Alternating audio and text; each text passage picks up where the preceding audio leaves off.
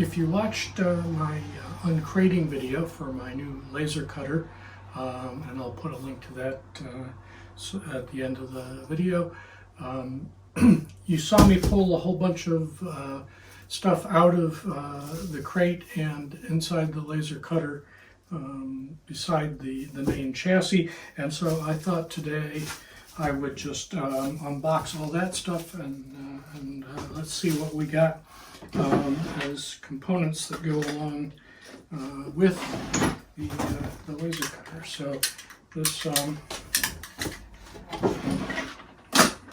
first box here is the chiller, and that cools down the water and circulates it through the CO2 laser tube to keep it cool, so that it doesn't burn out.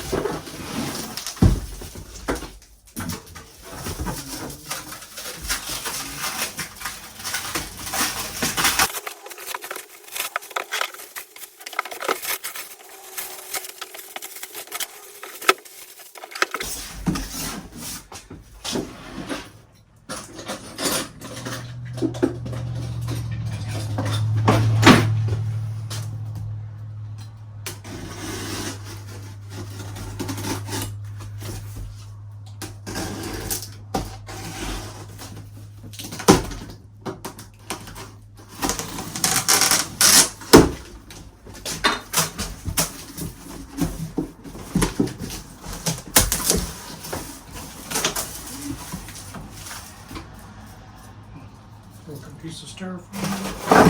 Whoop, dropped that.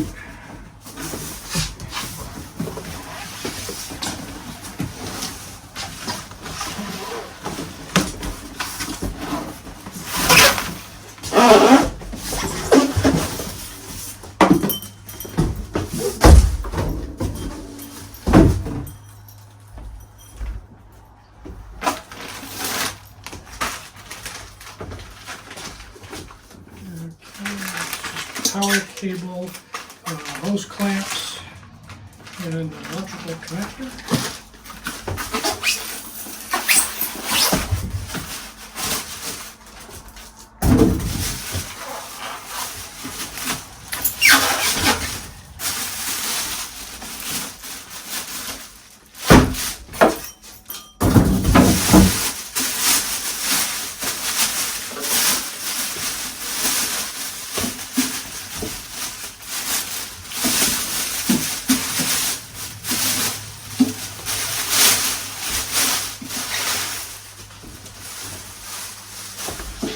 There we go. It's an industrial chiller.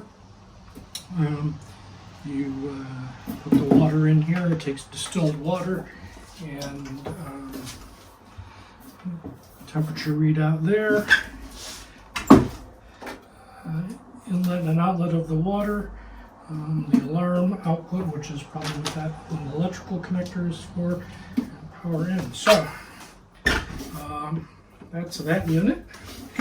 Okay, like I said, an essential piece of a laser cutter to keep the CO2 laser tube cool.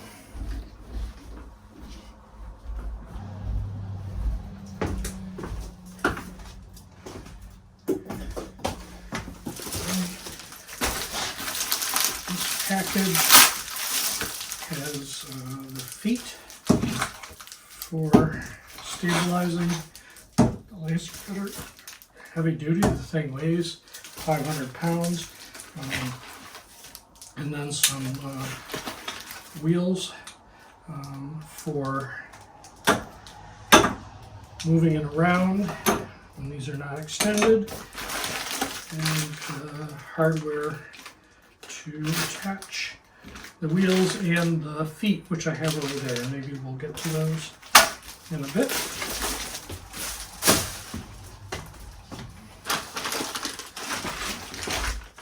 Cooler.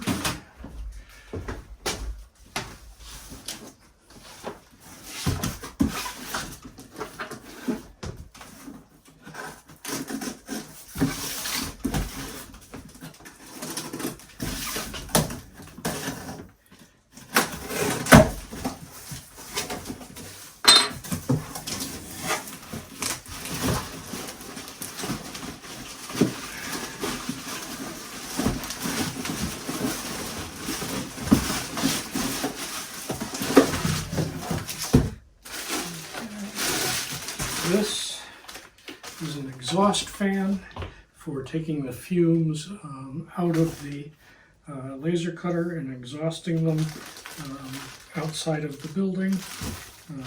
So the airflow is indicated there. And then there are two flexible tubings that attach to that so that you can exhaust the fumes out of the building and not have your whole place smell like smoke.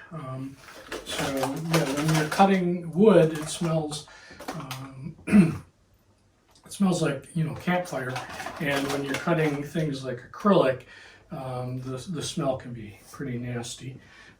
So that's that, and these go with that.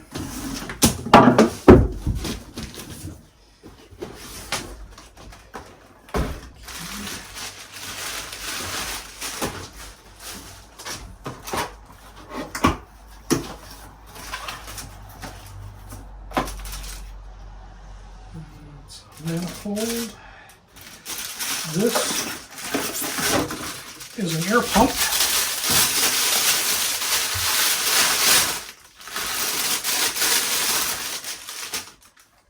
Okay, and the air pump provides a flow of air that goes comes out the nozzle where the laser is projected onto the materials to cut it, and it blows away the smoke from right where it's cutting to make the laser cutting more precise, and not so that the smoke from the laser doesn't block the laser. And so that's what that's for. Okay, so that's good.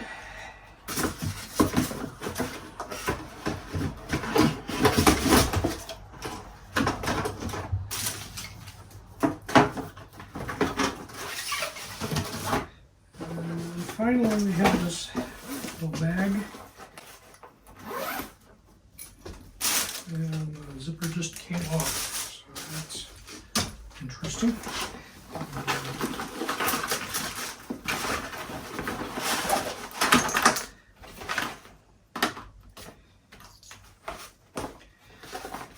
Okay, so set of Allen wrenches and a screwdriver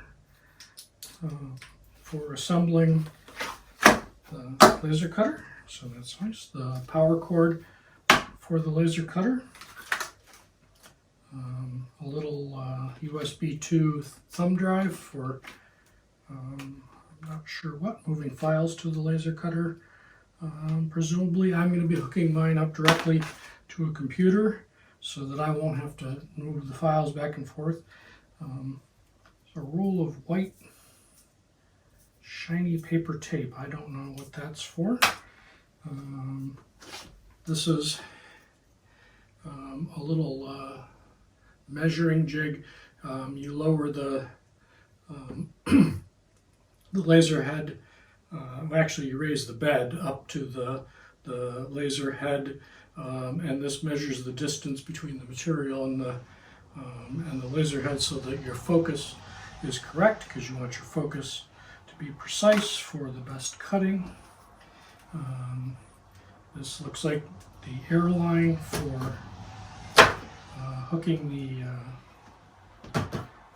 compressor up to the laser nozzle. It's a USB cable for connecting the computer up to the laser printer. An Ethernet cable you can also connect to the laser cutter over the network. So that's what that's for. And then these are for connecting the exhaust hoses to the exhaust. So that's all the extra components that come with the laser cutter. And then these are the feet to raise it up off the floor, and so we can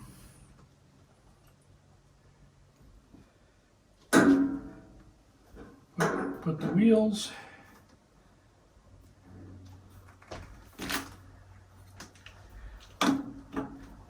This wheel has a brake, this one doesn't. Put the wheels on these feet.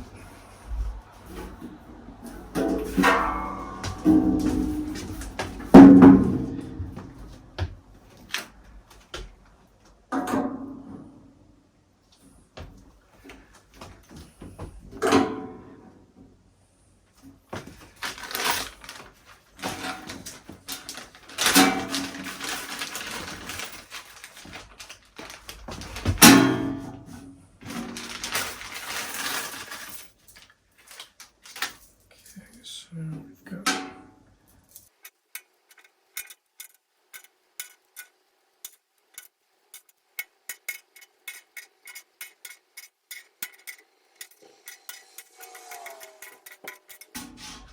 okay, so now we have the puzzle of figuring out which nuts go with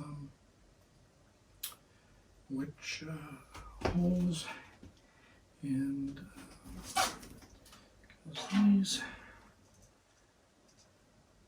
these look the same.